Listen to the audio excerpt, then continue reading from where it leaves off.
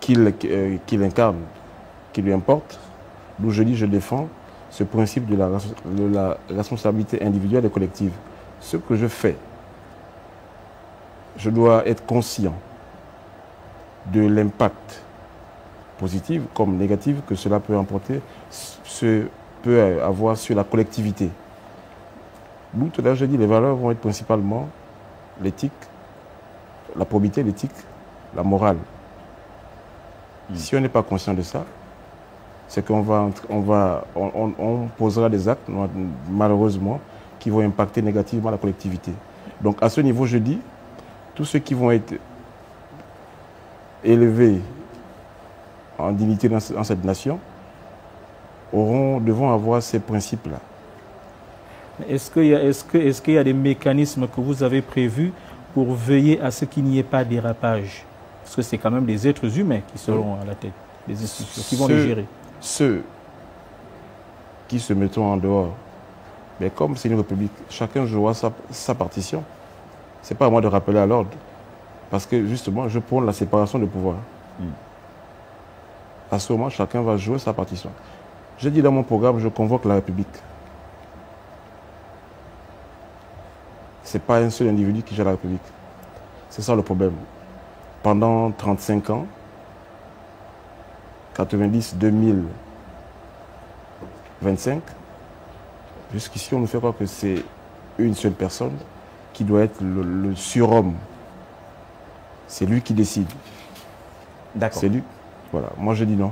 Patricia Lily-Mollet, vous voulez... Alors, Monsieur le Président, nous revenons sur ce modèle de gouvernance que vous évoquez. Alors, vous dites dans votre programme, il y aura plus de pouvoir, plus de responsabilités concernant les administrations déconcentrées.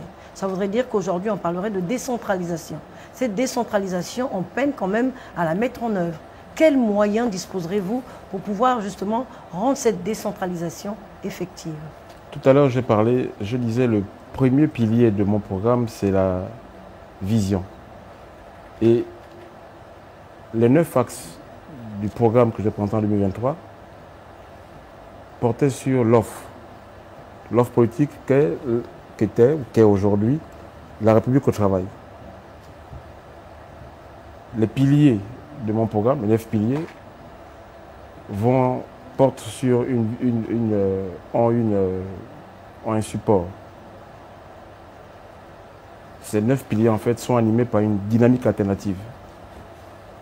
Ça veut dire qu'à chaque axe, à chaque domaine, à chaque aspect, je vais impulser une dynamique alternative dans ce qui se fait aujourd'hui, qui ne se fera pas demain. Et qu'est-ce qui se fera justement pour la décentralisation? Je dis ce mot, il a tellement été galvaudé qu'aujourd'hui on l'a dénué, on l'a de toute sa substance. Tellement on l'entend depuis 1997, je pense aujourd'hui, même quand on dit il a été adopté, que c'est désormais acté dans la Constitution. Moi, dans la vision que j'ai, la vision que je porte, je n'ai même pas besoin d'inscrire ça dans la Constitution. Ça va être de fait. Mais comment justement, monsieur le candidat, quels sont les mécanismes? On aimerait savoir, est-ce que les collectivités auront plus d'autonomisation? Tout à l'heure, j'ai parlé de responsabilité individuelle et collective. Tout se joue là. Ce que je fais à Mouila, je dois comprendre que ça peut impacter Tchibanga, Libreville, parce que c'est la République. Je dis, je convoque la République. Est-ce que vous pensez que c'est uniquement quand le président de la République le dira que cela sera concrétisé sur le terrain? Non, justement. C'est pourquoi on demande les mécanismes, les mécanismes, ce sont les mécanismes de droit, d'accord? Nous avons un état de droit. Nous sommes un état de droit. Nous allons faire appliquer le droit. De cette dynamique-là, nous allons mettre en place les textes de droit qui vont l'impulser à tous les niveaux. Quand je dis qu'il faut que les collectivités locales, déjà dans la gouvernance, déjà dans le principe de gouvernance, la vision de gouvernance que j'ai, c'est une gouvernance, moi je dis je vais administrer. Cela implique aussi des moyens financiers, Monsieur le Président. Que ferez-vous justement? Les moyens financiers. Il y en a. Il y a même trop. Lesquels? Pardon? Lesquels? Comment allez-vous faire pour avoir ces moyens? Comment allez-vous faire? Mais nous sommes là grâce à quoi? Les moyens du Gabon. Ce sont les moyens du Gabon qui nous ont réunis là aujourd'hui. Je vous rappelle quand même que ça fait en 2 ans, on fait deux élections. 2 ans. 2023, 100 milliards. 2024, 5 milliards. Dialogue. 2024, 27 milliards. Référendum. 2024, 63 milliards. Fête tournante, enfin, l'équivalent de cette fête tournante. Ça fait à peu près 192 milliards. 2025, j'ai cherché la loi de finances 2025, je n'ai pas vu le montant. J'ose croire qu'en 2016, nous étions à 37 milliards, l'élection présidentielle de 2016. Donc je peux aller sur cette hypothèse basse, sinon moyennement, je peux estimer qu'on peut être à 50 milliards. Ça fait 250 milliards à peu près en 2 ans. Donc ce qui veut dire que vous allez rationaliser les dépenses. Justement. Ça va impacter. C'est dans justement le principe de gouvernance que je vais mettre en place. Nous allons redéfinir, redonner sens et efficacité à la dépense publique. Là, on a sorti 250 milliards. Pourquoi? Pour des fêtes électorales. Mais cet argent-là peut servir autrement. Voilà ce que j'ai dit. La gouvernance, pour moi, c'est une gouvernance d'une administration centralisée vers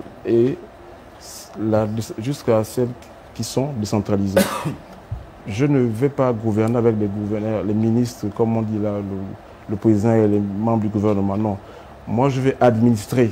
Je ne veux pas gouverner. C'est-à-dire qu'au-delà de la séparation de pouvoir, d'accord, je vais, parce qu'à l'intérieur du pays, il y a une répartition des rôles, des prérogatives. Nous avons le gouverneur, les préfets, les sous-préfets, les chefs de canton, les chefs de regroupement, et ainsi de suite, selon nos administrations. Et tout ce monde-là font partie de la République. Et comment vous allez faire pour veiller à ce que cela fonctionne bien? Je ne peux pas tout faire. Je vous ai dit, nous allons mettre en place, nommer des hommes et des femmes qui cadrent avec la vision qui est émise par mon programme. La République au travail.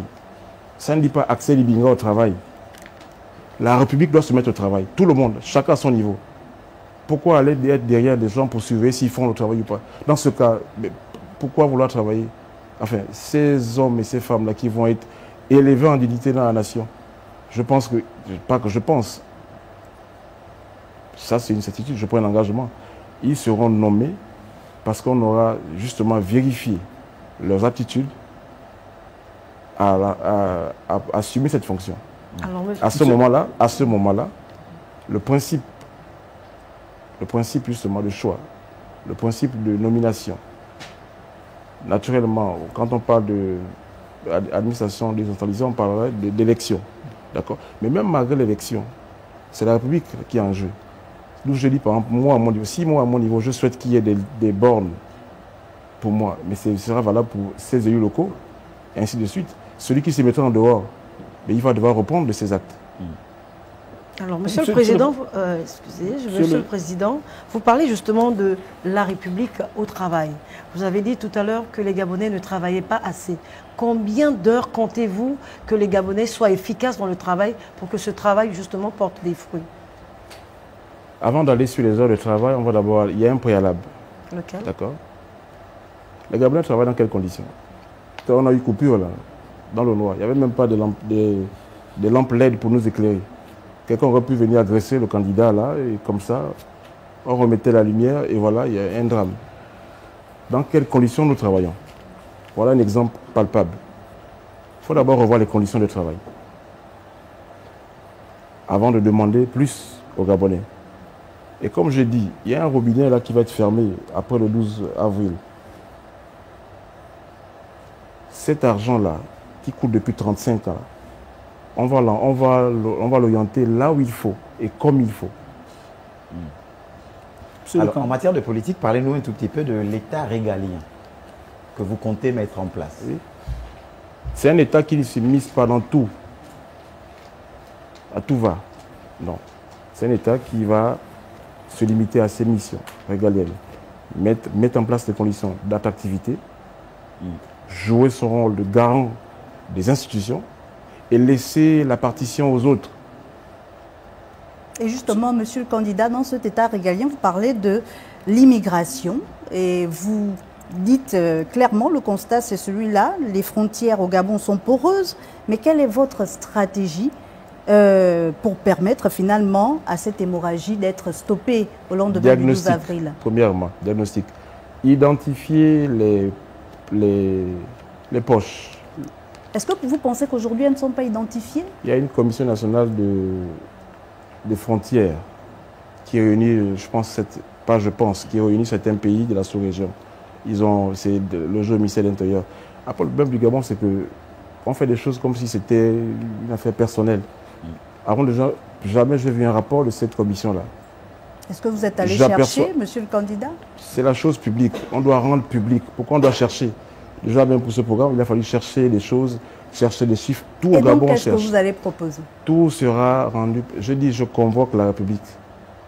Chacun va devoir maintenant rendre des comptes de ce qu'il fait. Comment on part du slogan de convocation de la République à l'action? On part par la vision. C'est ma vision qui va impulser. D'accord? C'est ma vision qui va ramener les gens au travail, ramener la République au travail, en action. Parce que je dis, les 9 piliers de mon programme qui sont rajoutés pendant les 18 mois de CTRI, c'est un moteur V12 qui va impulser une dynamique dans chaque secteur, à tous les niveaux. Alors, une vision donc qui va stopper ces frontières poreuses, une vision qui va mettre en place une diplomatie agissante. Pour quel rapport justement avec la France, par exemple, ce partenaire historique? Il n'y a pas que la France, mais il y a un rapport justement. Là, on tombe sur le 9e pilier de mon programme. Les enjeux de souveraineté. Tous les pays partenaires au Gabon, tous les pays, il n'y a pas la France y compris, les États-Unis y compris, la Chine y compris, tous les pays partenaires du Gabon, nous allons nous asseoir et voir quels sont les accords que nous avons. Et avec la France, le Gabon est une ancienne colonie française. Oui, la France également, mais y compris, pourquoi il y a une paternité? Pourquoi il y a un ordre? Pourquoi la France? C'est qu'aujourd'hui, c'est qui le premier partenaire du Gabon? Ce n'est pas la France, elle a été déclassée. On va respecter, on donne la prééminence à celui qui est en premier. On verra, si la France est 4e, on va les convoquer en 4e. Si la France est 2e, ils seront convoqués en 2e pour voir un peu les accords. C'est selon l'ordre. Celui qui est le premier partenaire, c'est celui-là qu'on va appeler en premier. Même s'il a été là hier premier, mais on va revoir l'ordre aujourd'hui. L'ordre, c'est qui aujourd'hui? Je pense que ce n'est pas la France. C'est la Chine. La Chine sera appelée et on verra quels sont les accords qu'on a avec eux. Après la Chine, on va descendre. À qui le tour? On verra. Alors vous allez au fur et à mesure revisiter l'ensemble, revisiter. Parce que l'intérêt pour moi, c'est de créer une dynamique. Je dis, il y aurait une dynamique dans tout. Dans tout. Monsieur le candidat, oui. Le Gabon a subi durant plusieurs décennies des tensions politiques. Et aujourd'hui, la réconciliation nationale est un enjeu.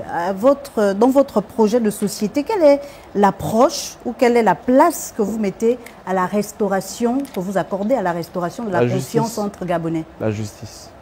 Et la justice doit être équitable. Équitable, c'est-à-dire? La justice doit faire son travail. La justice doit avoir les moyens de faire son travail.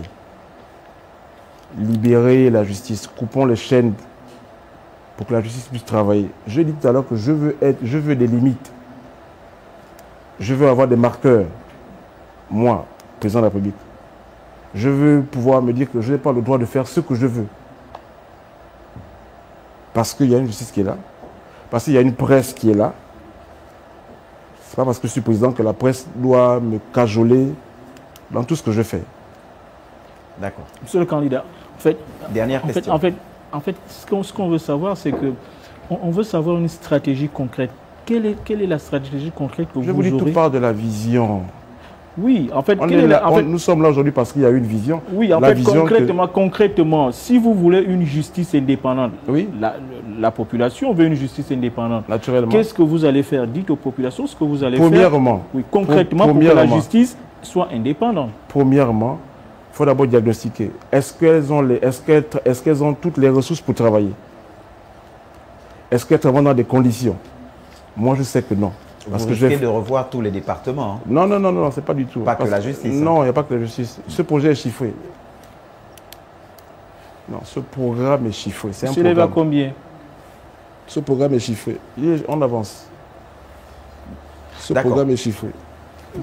Le programme est chiffré. Oui. On Donc avance. ça veut dire que chaque axe, d'accord. Non, il demandait comment. Je dis, nous allons diagnostiquer.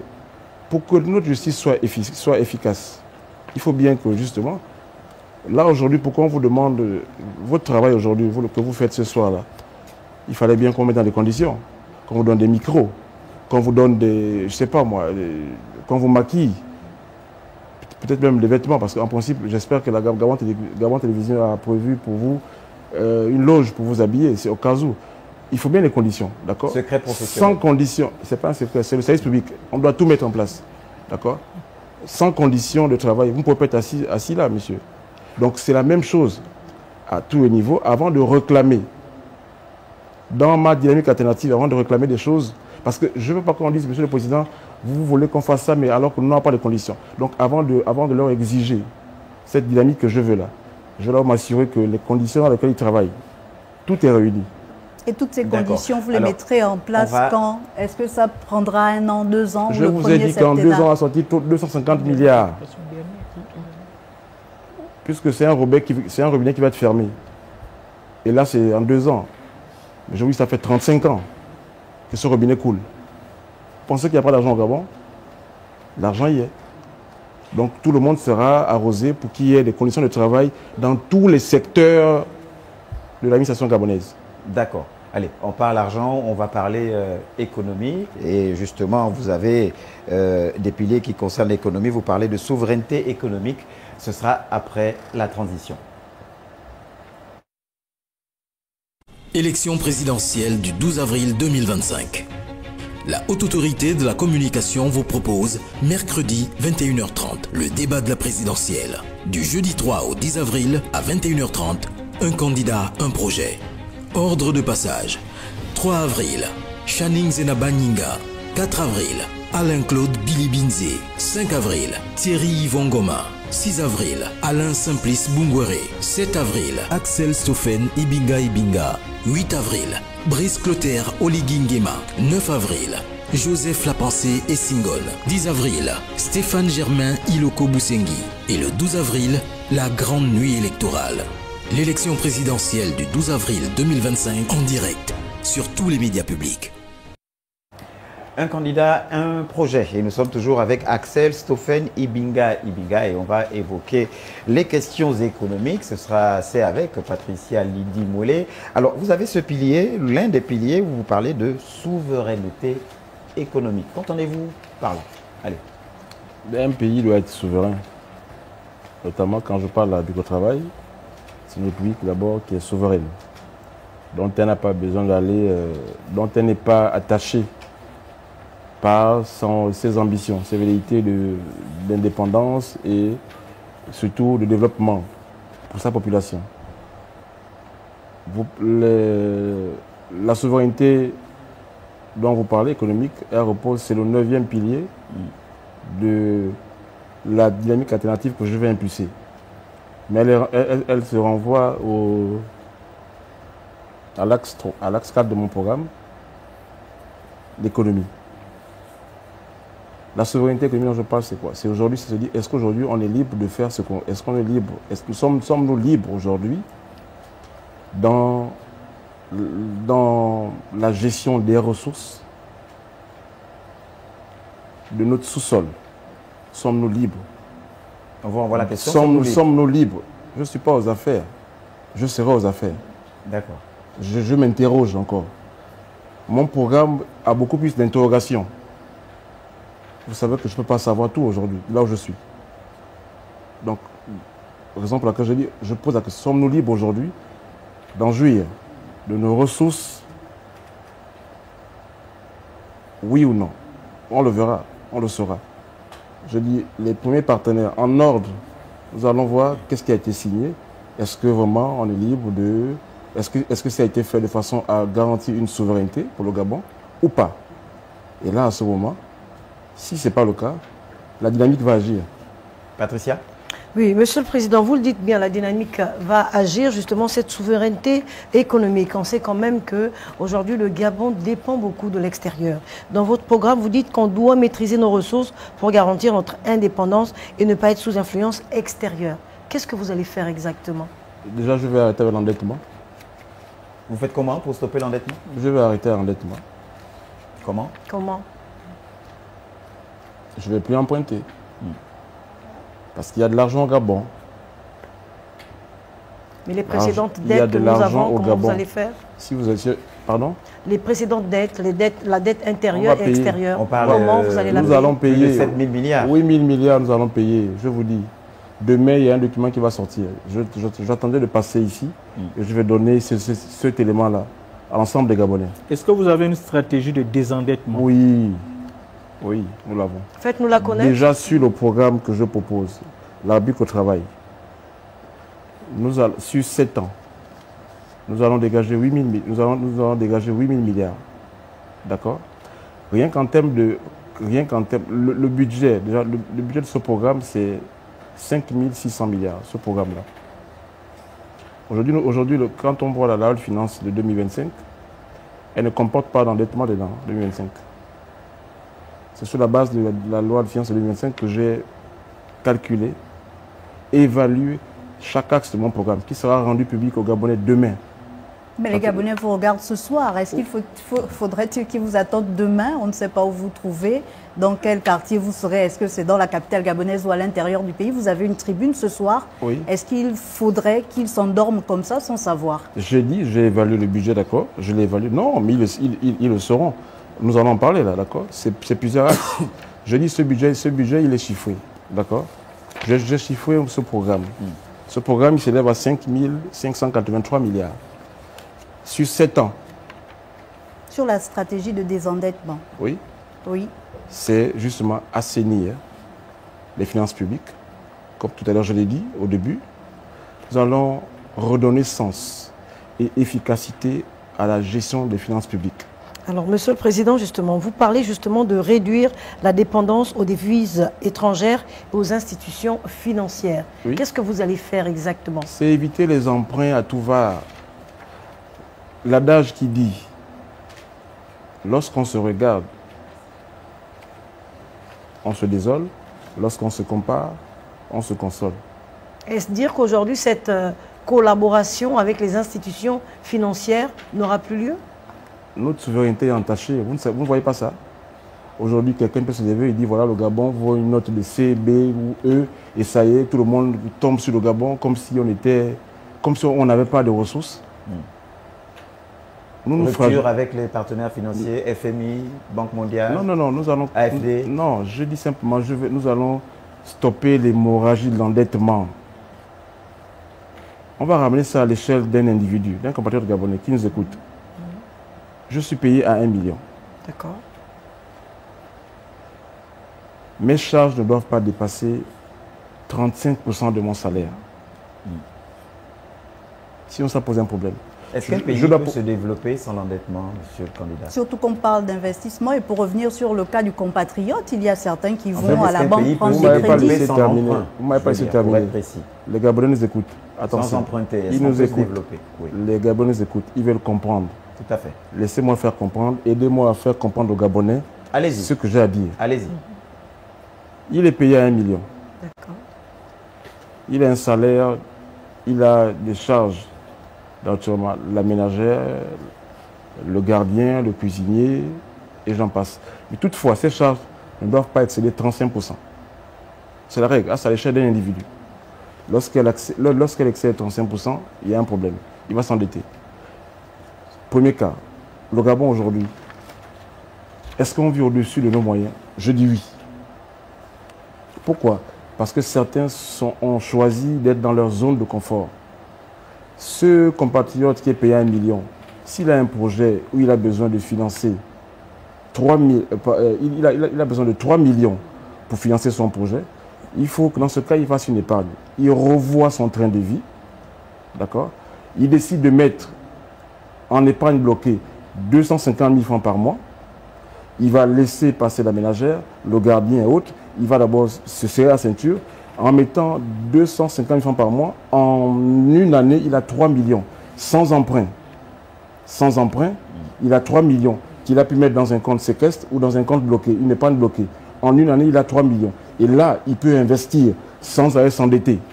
C'est une approche, monsieur C'est une approche et c'est celle-là qui va exister au Gabon. Surtout si le projet n'est pas urgent. Ça n'a rien à voir. L'urgence, c'est quoi? Le fonctionnement. Mais justement, il faut savoir se serrer la ceinture. Quand on sait où on veut aller, ce qui va de loin mélange sa monture, l'adage le dit. D'accord? La vision, le programme dont je parle, c'est une vision. D'accord? C'est pas une vision qui est sur, c'est pas une vision qui est court sur un septennat. Non. C'est une vision qui va pour les générations. Si on prend votre exemple, le compatriote qui serait payé à 1 million, 1 million aujourd'hui, je ne sais pas véritablement si c'est... Ne vous limitez pas. Vous voyez le principe d'action. Vous voyez le principe d'action. Ne voyez pas le montant. Oui. J'aurais pu dire qu'il est payé à 2,5 millions et il a un projet de 20 millions. Mais on ne va pas choquer l'opinion, d'accord? Aujourd'hui, pour avoir 1 million étant fonctionnaire, sont les Gabonais pour avoir 1 million étant fonctionnaire, malgré la catégorie A1, il faut attendre au moins 15-20 ans. Sinon, d'accord? C'est pourquoi je reste sur 1 million. Je ne veux pas choquer l'opinion. Alors, donc, ne voyez pas le montant, vous voyez le principe d'action. D'accord. Monsieur le Président, dans votre programme, vous parlez également de transformation. Alors, vous promettez justement de transformer localement nos richesses naturelles pour créer plus de richesses. Mais concrètement, quelle industrie pourrez-vous mettre en place pour pouvoir attirer les investisseurs? Puisque vous parlez de richesses naturelles à transformer. Déjà, mon programme, il a pour ambition, il n'est pas d'attirer les investisseurs. C'est ce que pendant 35 ans, a fait le grand frère. 35 ans. Et vous, qu'est-ce que vous allez faire? Le grand frère a fait pendant 35 ans. Attirer les investisseurs. Attirer les investisseurs. Il a laissé ses petits frères, d'accord, croupir dans la misère, dans la dépendance, dans la pauvreté. Parce que les investisseurs viennent ici, ils ont les cadeaux fiscaux, ils ont les avantages fiscaux, les exonérations, ils amassent et ils s'en vont. Qu'est-ce que vous allez faire pour éradiquer cela? Mon programme ne sera pas d'attirer, ce sera de faire émerger les investisseurs gabonais. Même s'il n'y a pas d'expertise locale. Ah bon? C'est une question, s'il n'y a pas d'expertise locale dans un secteur particulier. Mais vous êtes journaliste, vous êtes une expertise locale. Il y en a plein comme vous, hein, oui, dans plusieurs domaines, et je les connais. Donc si vous êtes là, c'est qu'au Gabon, il y a... Dans tous les domaines. Dans tous les domaines. Alors vous voulez faire émerger effectivement une nouvelle classe d'hommes et de femmes d'affaires. Comment concrètement? Je n'irai pas chercher les partenaires étrangers parce que quand ils viennent ici, nos compatriotes gabonais sont mal payés. Je suis le candidat de la République au travail. Une République qui respecte le Gabonais, qui lui paye, qui permet au Gabonais d'avoir une rémunération décente, qui permet de pouvoir justement vivre et jouir des ressources de son pays. Et moi, je veux que mon modèle soit justement pris à l'exemple. J'ai choisi très tôt. J'ai dit je ne veux pas être fonctionnaire. Je voyais à peu près comment c'était difficile. Je n'aurais pas pris ce choix. Je ne serais pas assis ici aujourd'hui. Je dis que je suis le candidat de la jeunesse et du travail. Jeunesse pourquoi? Parce que je veux que la jeunesse s'inspire de moi. Le travail pourquoi? Parce que je veux qu'on ait cet espoir-là. Je veux émettre cette vision qu'aujourd'hui le Gabon, le travail ne sera plus une denrée rare. Mais le travail, chaque Gabonais aura la possibilité de façonner sa vie en étant, pourquoi pas, lui-même visionnaire de sa vie. Alors, Monsieur le Président, le Gabonais étant visionnaire de sa vie, les PME aujourd'hui, que pensez-vous faire des PME? Surtout la jeunesse aujourd'hui est sans emploi, le taux de chômage est à 30%. Les PME, comment pensez-vous renforcer ces PME pour que chaque Gabonais ait de l'emploi? Axe PME, axe 3 de mon programme, pilier 3 de la dynamique alternative, Mon modèle de gouvernance, ce serait un modèle de gouvernance stratège tourné vers l'économie qui s'appuie vers l'entrepreneuriat. C'est ça. Je ne vais pas regarder le robinet de 35 ans là. Ceux-là, soit ils vont apprendre à travailler, ou ils vont rester sur le carreau. Je mettrai en place un mécanisme, d'accord, un véhicule financier qui va supporter. Je mettrai 175 milliards va être financé pour soutenir chaque initiative d'entrepreneuriat gabonais. Je parle pas, je disais que tout à l'heure, quand je fais mon récit, j'explique ceci. Je prends l'héritage du grand frère qui gère depuis 35 ans notre pays, lui et ses amis. Grand frère, amis et connaissances. Il a un nom, il a un prénom. Le grand frère s'appelle politique. Ses amis, connaissances s'appellent politiciens. La politique politicienne de ce pays-là, ça fait 35 ans, ça dure. C'est le grand frère et ses amis. Nous allons les déloger. J'ai pu te donner un exemple. Je vous ai démontré comment en 2 ans, quand ça les arrange, on a sorti, je parle du grand frère et ses amis, ils ont sorti 250 milliards. Ce qui n'a pas profité à des Gabonais. Même là encore, quand il faut le faire, et pourtant c'est censé réunir les Gabonais, ce qu'ils font aujourd'hui. Combien de Gabonais profitent de ça? Parce qu'il y a beaucoup de produits sont importés pour cet événement aujourd'hui.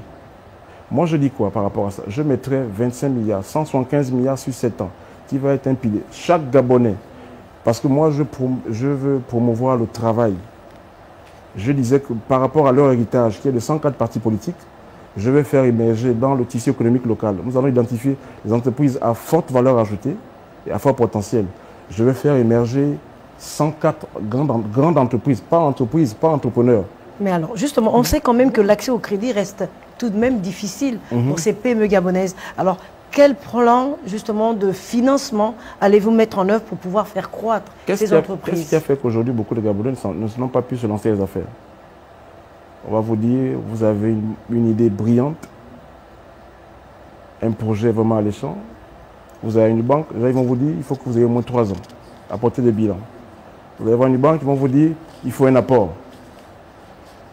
Et vous savez, les banques commerciales, nous avons des banques commerciales, pas de banques de développement. Même la nouvelle, là, c'est une commerciale. Elle n'est pas une banque de développement. Celle qui est née il y a quelques mois, là, c'est une banque commerciale. L'offre bancaire n'est pas assez étoffée. Qu'est-ce que vous proposez? Des banques de développement? Oui, on avait une. Le grand frère et ses amis l'ont tué, la BGD. On avait une. Vous allez remettre en place, vous l'avez exhumé, la BGD? La question ne se pose pas aujourd'hui parce que pour l'instant, je vais d'abord redonner, impulser une dynamique dans le tissu économique. Je disais que nous allons identifier dans l'environnement économique du Gabon 104 entreprises que nous allons faire grandir pour venir faire face, pour venir, on va dire, contrer l'héritage désolé de la gouvernance de 35 ans de grand frère et ses amis. Comment je ferai ça? Je dis, je mettrai 25 milliards. Quel sera le mécanisme? Ces 25 milliards serviront à chaque entreprise d'aller prendre des emprunts dans les banques commerciales. Dont on ne leur demandera plus de garantie. Ce sera pour chaque Gabonais qui a un projet d'entreprise, qui sera porteur de développement et d'emploi. Il pourra bénéficier de ça. Et cette commission-là, pour attribuer, pour donner à chaque Gabonais la possibilité d'avoir ce soutien, en fait, sera ouverte, transparente. On fera ça aux yeux de tout le monde. Ça veut dire que vous allez réformer les banques commerciales qui existent déjà? Non. Moi, je viens soutenir mes compatriotes qui ont la vision que moi j'ai eue. Je viens les soutenir. Le grand frère a soutenu ses amis pendant 35 ans. Moi, je vais soutenir mes amis pendant les 7 ans. Monsieur le candidat, il y a un fait concret. Vous avez l'Agence nationale de promotion des investissements qui est là. L'ANPI, oui, qui nous sort chaque année une liste, un nombre d'entreprises créées. Voilà. Oui. Mais il se trouve que ces entreprises-là, ces entreprises qui sont créées, ceux qui les créent n'ont pas de moyens, n'ont pas de capacité pour accéder au financement. Et voilà pourquoi je dis... Si par exemple vous avez des milliers de Gabonais qui n'arrivent pas à accéder au financement, qu'est-ce que vous prévoyez, par exemple, pour ce cas de figure? Mais je vous dis que je prévois 175 milliards. Comment ils vont faire pour y accéder? 175 milliards. Quels sont les critères? Les critères seront... Déjà, l'ANPI, son fichier, il est biaisé. Je connais, par exemple, des amis qui ont commencé avec moi en 2000... par contre, j'ai commencé en 2007. Ils étaient là avant moi. Ils ont fermé. Jamais ils ont fermé. C'est resté comme ça. Lorsqu'on va... Parce que l'ANPI, il faut qu'on aille voir réellement les chiffres annoncés là. Est-ce que ce fichier-là, il est propre? Je peux vous dire qu'il n'est pas propre. Pourquoi? Parce qu'il y a beaucoup d'entreprises qui sont mortes. D'autres même naissent mornées. Comme vous dites, par exemple, faute de financement, oui. Elles arrêtent, mais le chiffre augmente chaque année. On ne prend pas le temps de nettoyer. La politique d'identification des entreprises qui ont pignon sur rue, elle s'est arrêtée. Aujourd'hui, un bon nombre d'entreprises, sont soit dans le sac, dans les tiroirs, sous les lits, dans les maisons. Mais pourtant, ces entreprises-là sont comptabilisées dans le fichier de l'ANPI. Mais c'est par faute de financement. C'est pourquoi je dis, moi, je viens pour eux. Alors, est-ce qu'on peut savoir justement... Je ne viens pas pour le grand frère et ses amis. Je viens pour eux. Je vais mettre, premièrement, le premier mandat, 175 milliards qui va servir de garantie. On ne leur demandera plus de garantie. Je dirais, ce sont je suis là pour eux. Je prends une gouvernance stratège tournée vers l'économie qui s'appuie vers l'entrepreneuriat pour créer de l'emploi et de la richesse. Je ne regarde même pas l'administration. Parce qu'ils n'ont pas vocation à créer de la ressource. Ils ont vocation à créer les conditions. Et moi, je vais créer ces conditions. Vous allez créer ces conditions. Justement, dans votre programme, vous parlez de l'innovation. C'est une notion qui revient tout le temps dans votre programme comme moteur notamment de croissance. Où seront donc les moyens justement pour cette innovation? Avez-vous un plan chiffré pour soutenir justement la recherche ou encore encourager l'innovation locale? Les chercheurs seront mes amis. C'est-à-dire? Rien ne se fera au Gabon. Plus rien ne se fera au Gabon. Plus aucune politique au Gabon ne se fera sans les chercheurs. Pendant 35 ans, le grand frère et ses amis ont mené des politiques des politiques politiciennes en écartant les chercheurs. Nous serons voisins. Si nous allons mener une politique agricole, on appellera les chercheurs. Si nous allons mener une politique dans l'éducation, on appellera les chercheurs. Ce seront eux d'abord. Ils vont travailler, ils vont nous dire. Parce que quelque part, ils sont payés quand même pour ça. Ils ont une prime de 900 000 par mois, je pense, les chercheurs, en plus de leur salaire. Il faut bien encore que là, la prime, c'est vrai, est-ce qu'aujourd'hui les conditions sont réunies? Ont-ils toutes les conditions pour pouvoir justement faire des recherches? Parce que là aussi, je dis, avant de demander plus, il faut mettre des conditions pour que ces derniers puissent justement nous apporter des solutions. Et je dis, chaque mot qui mine le quotidien des Gabonais, lorsqu'on nous allons aborder les questions de cela, il y aura à côté les chercheurs. Alors les chercheurs, est-ce qu'ils font partie justement... Il n'y aura plus à côté le grand frère et ses amis.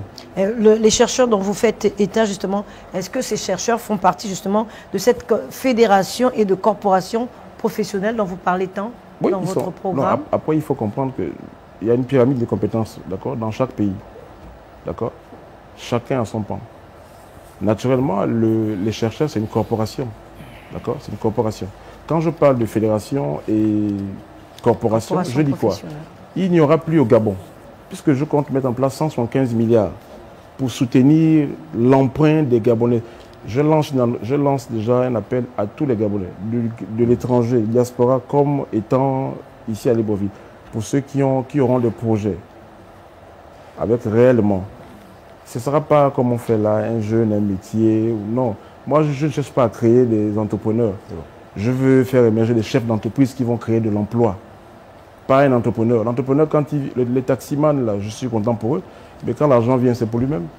Alors, vous parlez de créer de l'emploi, ça tombe bien. Dans vos 9 axes et vos 9 piliers, où se trouve exactement l'agriculture pour une autosuffisance alimentaire, la création d'emplois, effectivement, éventuellement, l'industrialisation peut-être. Est-ce que vous avez pensé à ce pan-là?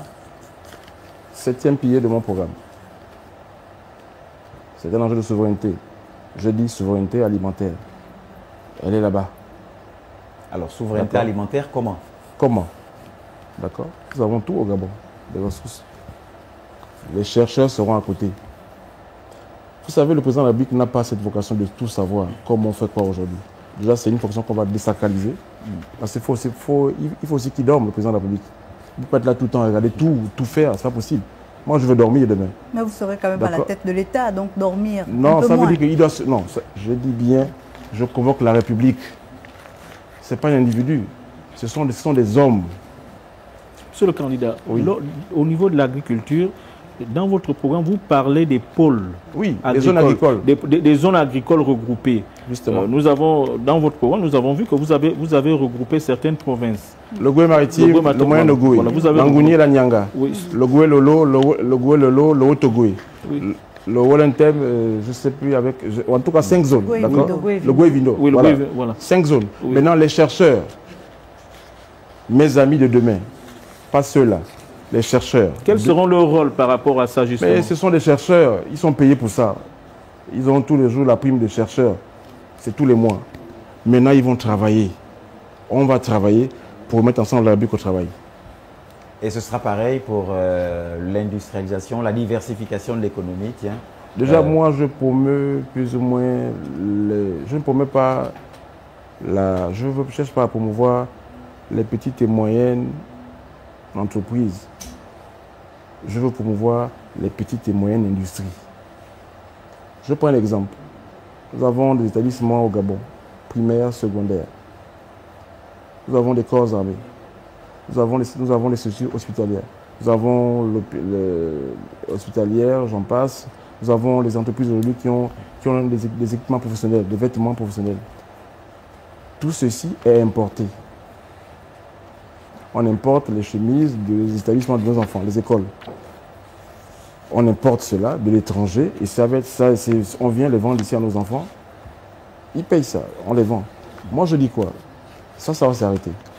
Parce que je veux promouvoir des petites et moyennes industries. Par exemple, dans le textile, plus aucun vêtement professionnel sera importé. Plus aucun vêtement scolaire sera importé au Gabon. Ça va être fabriqué, ça va être cousu ici. Et comme je dis, je suis là pour eux, pour les soutenir, parce que je veux qu'ils créent de l'emploi. Le robinet du grand frère et ses amis, là, comme je veux le fermer, là, l'argent viendra ici et on va créer de l'emploi. Mais monsieur le candidat, vous êtes en train de dire que vous allez créer des industries, mais... Petites et moyennes industries. Oui, petites et moyennes industries. Vous allez créer ça comme... Est-ce que vous aurez besoin de l'appui des partenaires extérieurs? En fait, comment vous allez faire? Comment vous allez faire? Quand ils ont organisé les élections, là, ils ont eu besoin d'avoir l'appui des partenaires. Par exemple, pour construire les usines, par exemple, comment vous allez faire? Les industries. Les industries? Oui. Pour construire une usine? Non, construire les industries. Oui. Oui. Les chercheurs? Les construire les industries, c'est-à-dire, je ne comprends pas. Mais les industries, c'est des... Mais je vous dis que je mets de l'argent. Le président de la République ne fait pas tout.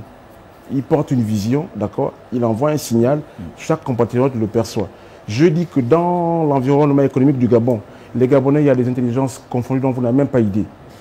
Mais faute de moyens, les moyens qui étaient distraits hier, qui ne seront plus demain, ils vont sortir. Parce que je dis, l'argent est là, l'argent sera là. Je mets 175 milliards pour soutenir toute activité, d'accord? Toute activité qui pourra être logée dans le cadre des petites et moyennes industries ou qui pourra permettre d'émerger ces entreprises, ces grandes entreprises, pour créer l'emploi et la richesse. Ils ont des idées, il y en a. Moi, j'en connais des amis qui ont arrêté parce que faute de moyens. Mais je leur dis aujourd'hui, les gars, dépoussiérer les projets. D'accord. Monsieur, on quelle place compris, occupe la pour vous compétence est locale. Patricia, dernière question. Alors, quelle place occupe pour vous l'économie informelle, Monsieur le Président, dans votre programme? L'économie informelle, je vais l'endiguer. Comment?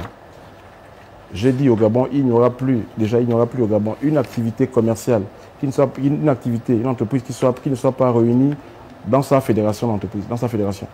Il n'y aura plus ça. Si vous êtes boulanger, vous devez appartenir à la Fédération des boulangers du Gabon, premièrement. Si vous êtes loueur de véhicules, vous devez être affilié à la Fédération gabonaise des loueurs de véhicules, premièrement. De là, on saura qui fait quoi. Maintenant, lorsqu'on remarquera ceux qui sont à l'extérieur, c'est faute de moyens qui sont à l'extérieur. Qu'est-ce que je vais faire? Je vais créer des CSP.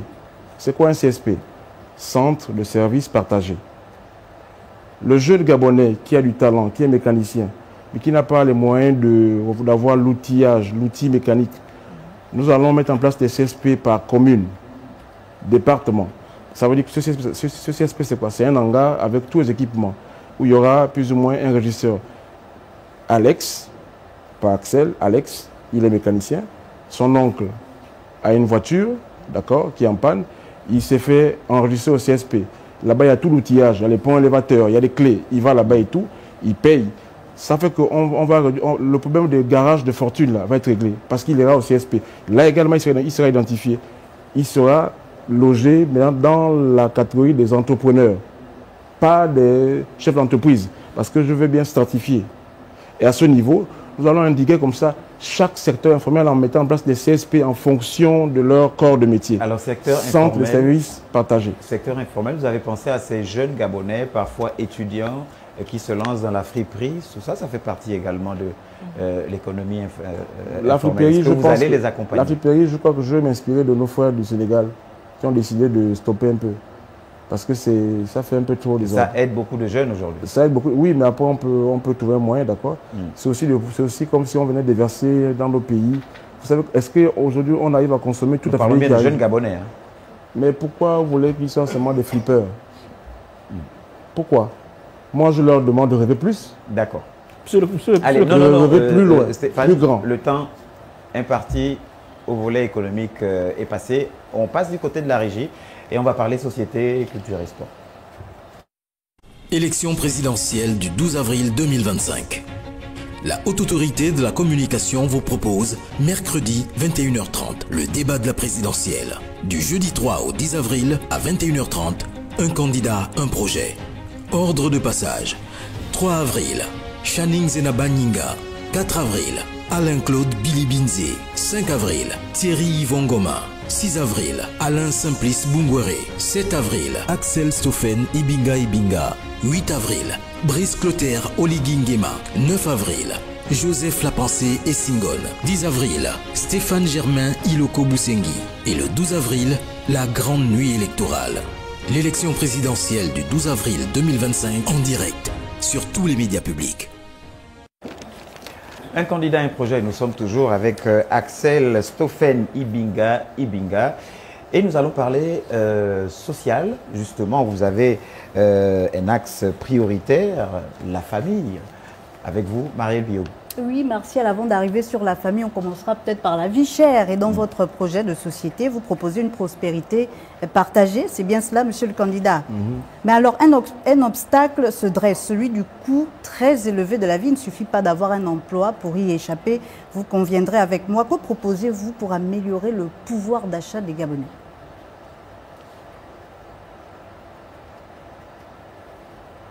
La vie chère.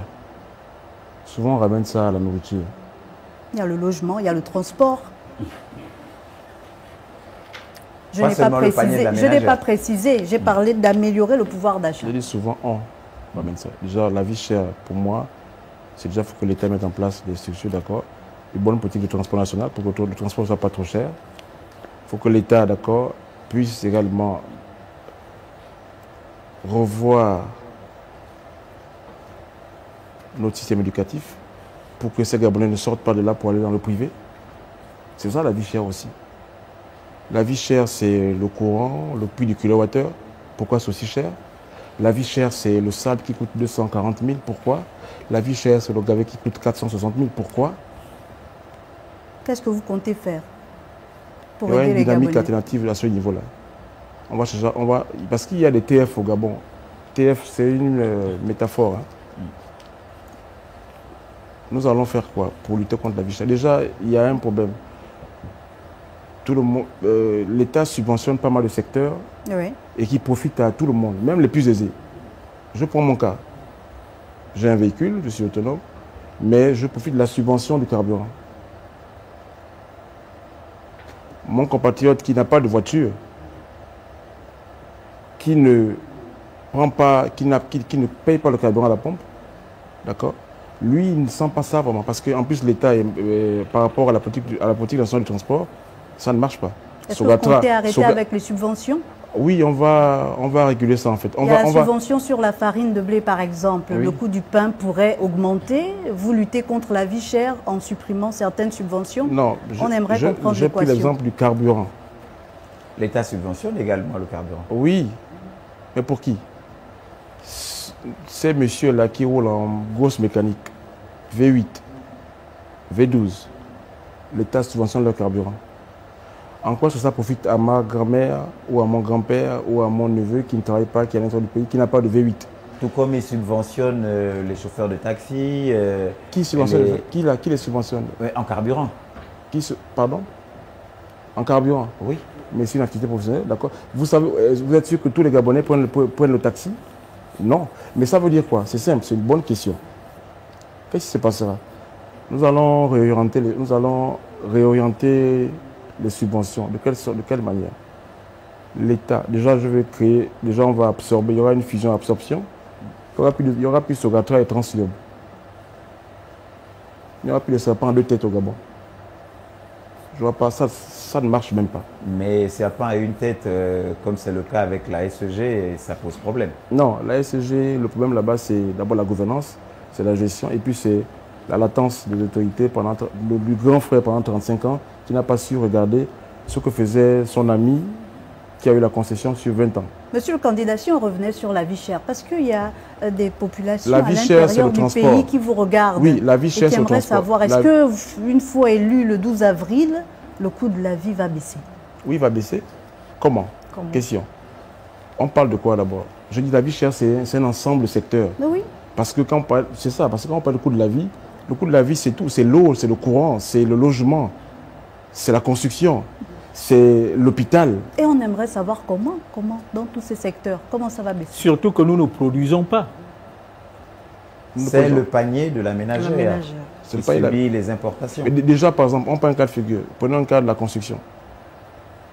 Il n'y aura plus au Gabon un camion qui coûte 460 000 francs de gravier. Ça va. Sauf si on me demande que les carrières là, sont venues de Dubaï pour être vendues ici au Gabon. Ça ne va plus exister. Il n'y aura plus le Godard à 23 000 là. Je veux qu'on m'explique comment est-ce que le granit du Gabon coûte autant cher. Un camion de gravier à 460 000 francs. Un camion de sable à 240 000 francs. C'est ça la vie chère. Parce que le Gabonais, avec son mec salaire, il veut construire sa maison, il veut se loger. Président, le camion de gravier va coûter combien? Est-ce que vous l'avez estimé? Je l'ai estimé. Je vais l'imposer. De deux choses l'une. Soit on leur retire le permis, d'accord, de la carrière. Déjà, il y a un problème. Il me semble qu'il y a un TF sur l'affaire de gravier au sable au Gabon. Ce TF-là est logé du côté de Barracuda. Ça veut dire qu'on ne peut pas avoir du gravier ou du sable si on ne va pas là-bas. Ça ressemble à un TF. Il faut qu'on sache c'est quoi ce TF-là, à qui il appartient. Pourquoi il n'y a pas un camion? Pourquoi on ne peut pas prendre... Moi, je suis du côté de la Kanda. Il y avait un temps, quelque temps, il y avait un dépôt de gravier et de sable à Kanda. Ça a été fermé. Tout le monde est reparti du côté de Barracuda. Et tout le long, entre Barracuda et Akanda, il y a des compatriotes, malheureusement, des agents assermentés. Il y a un usage qui est devenu une règle établie où chaque camion de gravier doit déposer de l'argent à chaque poste de contrôle. C'est ce qui fait également flamber le prix. Nous allons comprendre ça. On parle de la parafiscalité, on parle des frais discrétionnaires, on parle des frais discrétionnaires sur ce cas. Oui. Selon la Banque mondiale. Alors, à ce moment-là, sur l'alimentaire, parce que ça concerne quand même la majorité des Gabonais, qu'est-ce que vous allez faire? L'alimentaire, je dis ceci. Il y a des coopératives aujourd'hui agricoles au Gabon. Je vous dis, il y a des Gabonais qui ont des compétences ici, mais ils ne sont pas accompagnés. Et je leur dis, le président qui va les accompagner est là, il arrive. L'argent qui coulait là-bas va couler pour l'entrepreneuriat, pour l'agriculture, pour la pêche, pour l'élevage, pour le maraîchère. Ils n'ont plus besoin de chercher à avoir comment ils appellent ça, de garantie d'emprunt. Ça va être donné. Ils vont construire, ils vont planter. On va les accompagner. Non pas en allant acheter les bulles, les camions, non. Récemment, on a eu l'actualité au Gabon, là, le Premier ministre qui est allé acheter des bœufs au Brésil. 7 milliards ou 4 milliards. Je cherche le chiffre en fait. Mais moi, je connais des Gabonais qui font ici de l'élevage, qui ont des bœufs. Mais on aurait pu simplement se dire, bon, voilà, puisque moi, ma vision, c'est de promouvoir la compétence et les industries nationales. J'irai vers les Gabonais qui le font déjà. On va voir comment progressivement booster leur économie, leur croissance pour qu'ils puissent davantage s'agrandir et créer de l'emploi et de la richesse. Et plus seulement pour pouvoir à nos besoins alimentaires, plutôt que d'aller à l'extérieur. Monsieur le candidat, si vous voulez, parlons d'éducation pour la suite. L'éducation est le premier axe de votre projet de société. Quelle réforme donc du système éducatif comptez-vous engager pour que l'école gabonaise redevienne un véritable levier d'égalité de chance? Déjà, il faut comprendre une chose, c'est que le programme, la vision que je porte, c'est un programme qui va... C'est la vision du programme que je porte. La vision du programme que je porte va s'appuyer sur la norme. Puis elle ne se fera sans norme. Le Gabon a signé des conventions, notamment l'UNESCO. On va savoir. L'UNESCO dit quoi pour l'école? Il faut être 104 élèves, il faut être 70 élèves. S'ils le disent et qu'on trouve ça, on va s'arrimer. Mais déjà en matière d'éducation, je dis bien ceci, il n'y aura plus un enfant. Nous allons mettre en place un plan triennal, soit quinquennal, on va commencer. Il n'y aura plus un enfant, une famille dont l'enfant habite à Libreville. Cet enfant apprend à Ovendo. Il n'y aura plus un enfant dont la famille habite à Akanda. Cet enfant va apprendre à Libreville. Est-ce qu'il faudra rapprocher l'école des populations? Tout à fait. Et ce n'est pas que l'école, la santé également. Vous êtes malade, vous habitez à Akanda, vous vous soignez à Akanda.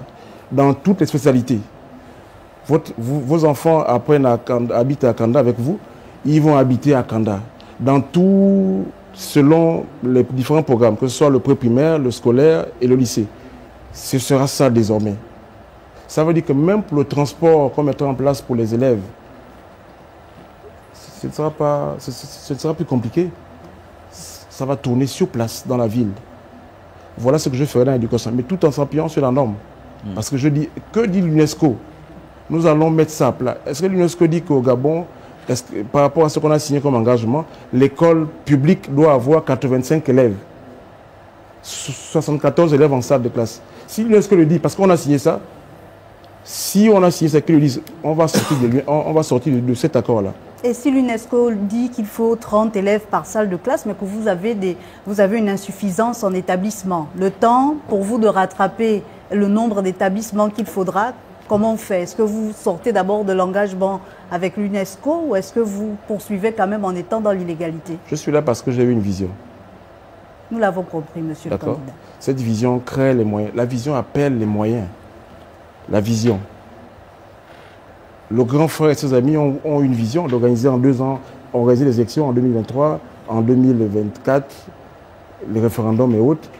Et en 2025. En 2025, d'accord. C'est une vision. L'argent est venu.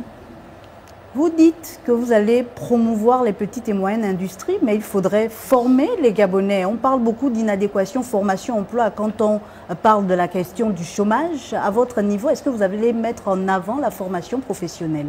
La formation professionnelle à ce niveau, ça tombe bien. Parce que après, je pense qu'on va aller sur le volet chômage, ça se rejoint, c'est transversal.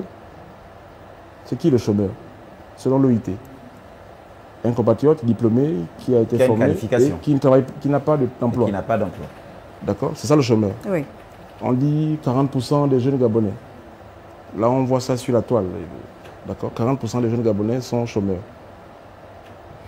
Mais on exclut tous ceux sortis du circuit scolaire qui sont plus nombreux que ces 40% chiffrés là. Je ne dis pas que ceux-là ne vont pas, ceux-là je ne veux pas les regarder, mais ceux-là auront de l'emploi parce que justement je vais créer une dynamique dans le secteur privé qui va générer de l'emploi.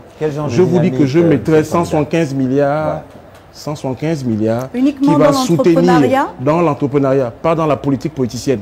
Dans l'entrepreneuriat. Quand vous dites le secteur privé, est-ce que vous allez également imposer aux entreprises de recruter des Gabonais à une certaine hauteur? Vous ne pouvez pas venir prendre un gage, une caution de l'État gabonais.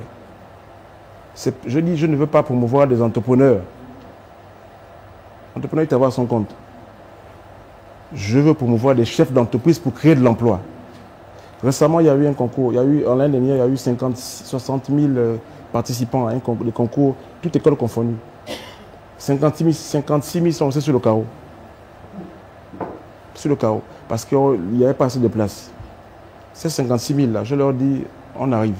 Alors, Monsieur le Président, justement, toujours dans le cadre de l'éducation, aujourd'hui, quelle est la place de la jeunesse, notamment ceux des étudiants qui sont à l'étranger, quand on sait comme ça que ces étudiants, jusqu'à aujourd'hui, ils sont privés de bourse? Qu'est-ce que vous dites à la jeunesse gabonaise aujourd'hui qui a de plus en plus de difficultés à l'extérieur, même ceux qui sont ici à Libreville? La gouvernance. C'est-à-dire redonner sens, efficacité à la dépense publique. Comment on peut envoyer nos enfants à l'étranger? On leur prive de bourse. Pendant ce temps, on sort 250 milliards en 2 ans.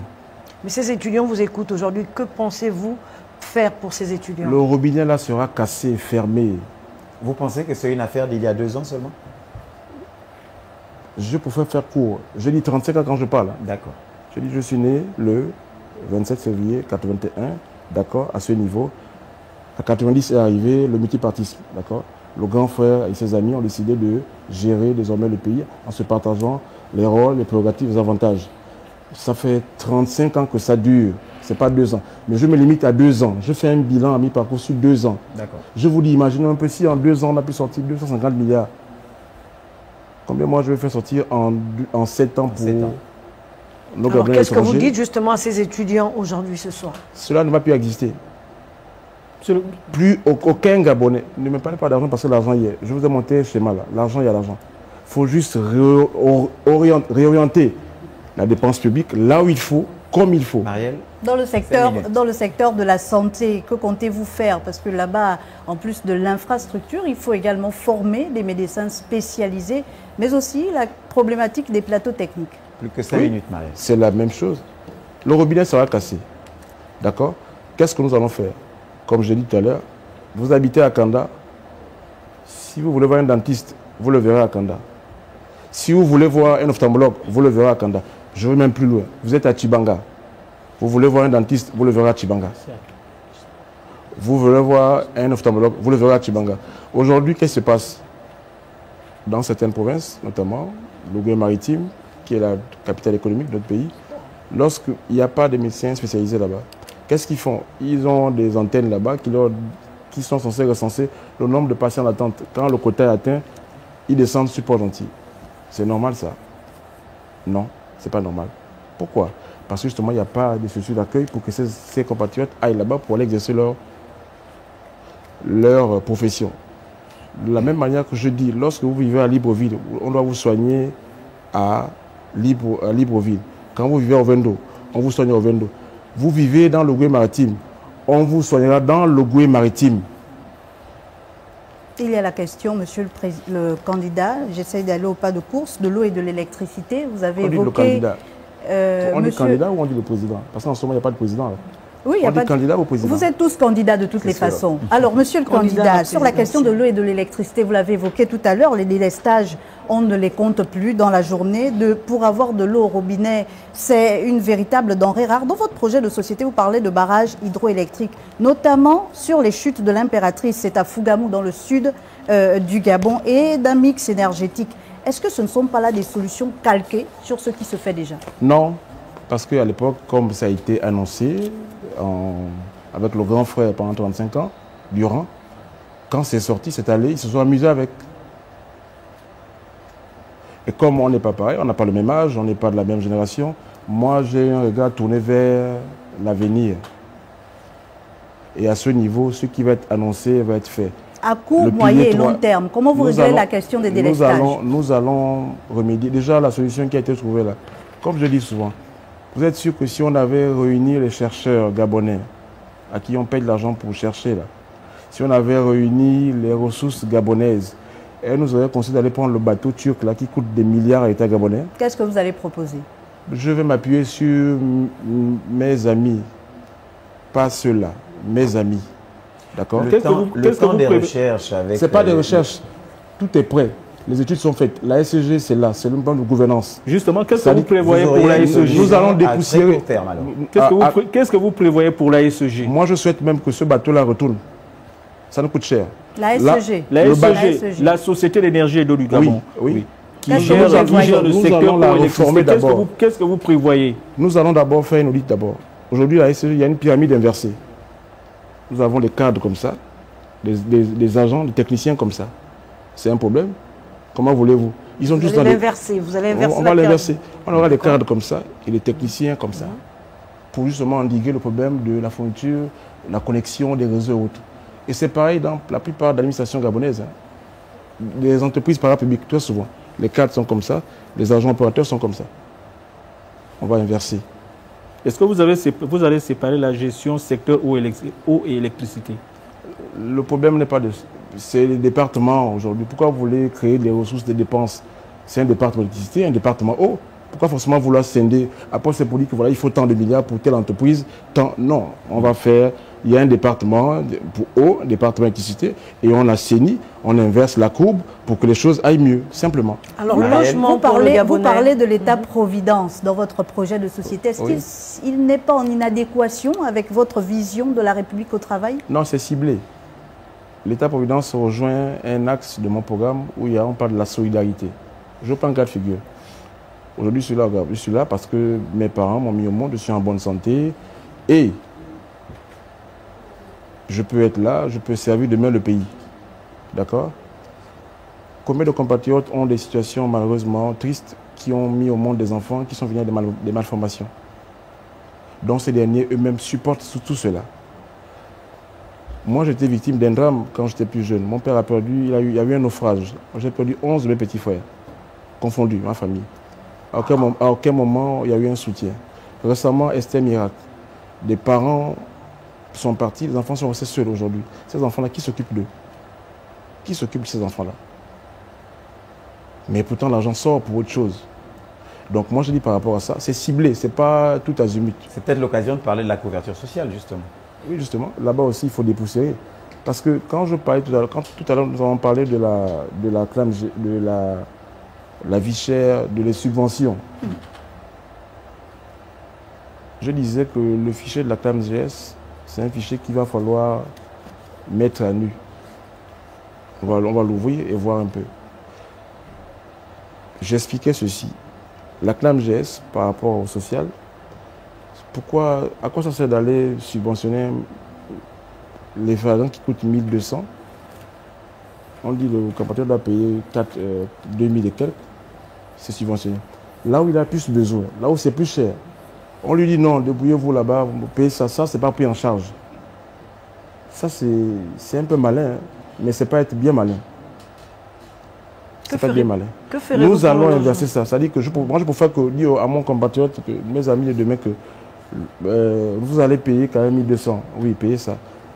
Mais 30, 40, 50, 70, et en montant, on va payer ça.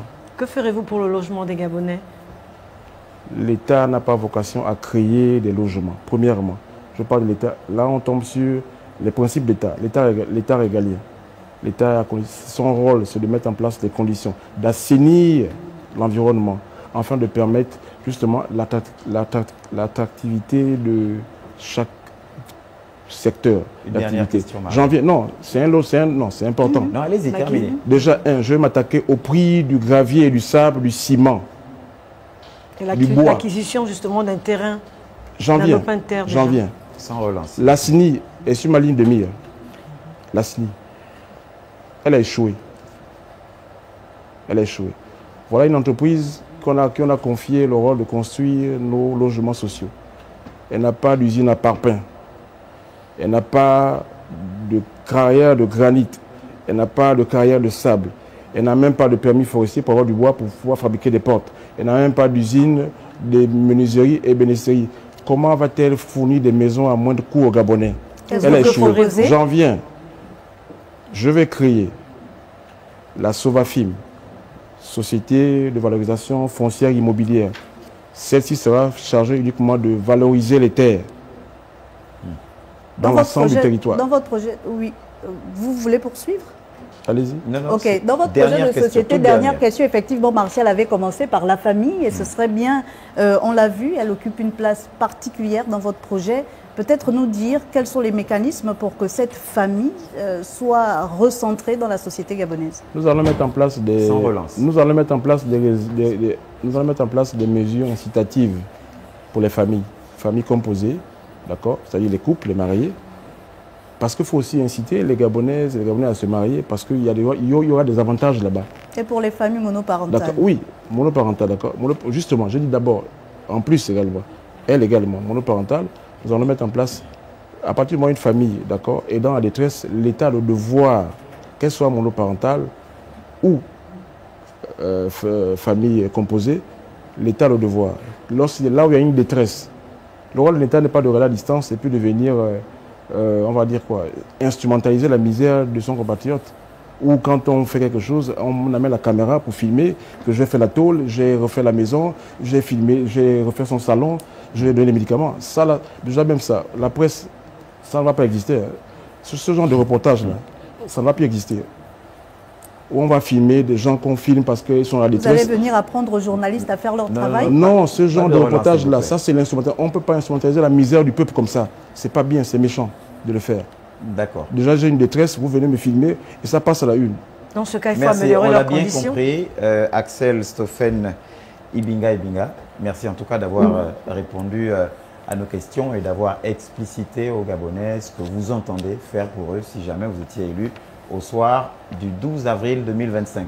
Les Gabonais vous regardent. Quel serait votre mot de la fin? D'accord, merci. Alors, mes chers compatriotes, je dis depuis toujours dans mes discours que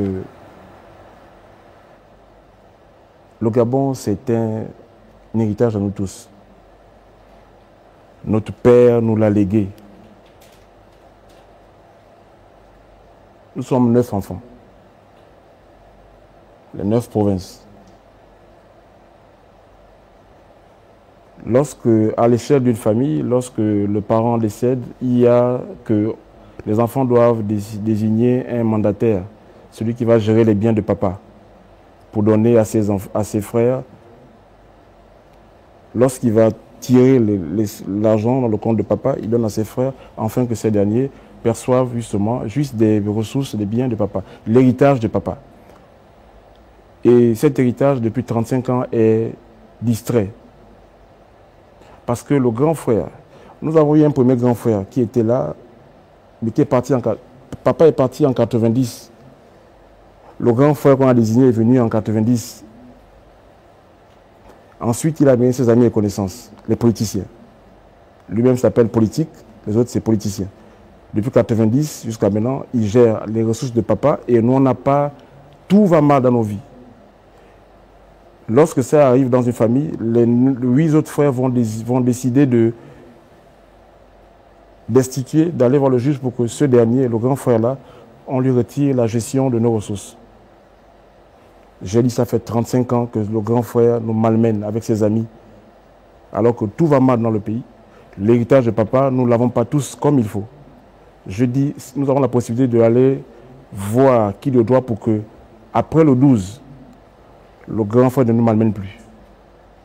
Je demande aux Gabonaises, aux Gabonais de se lever.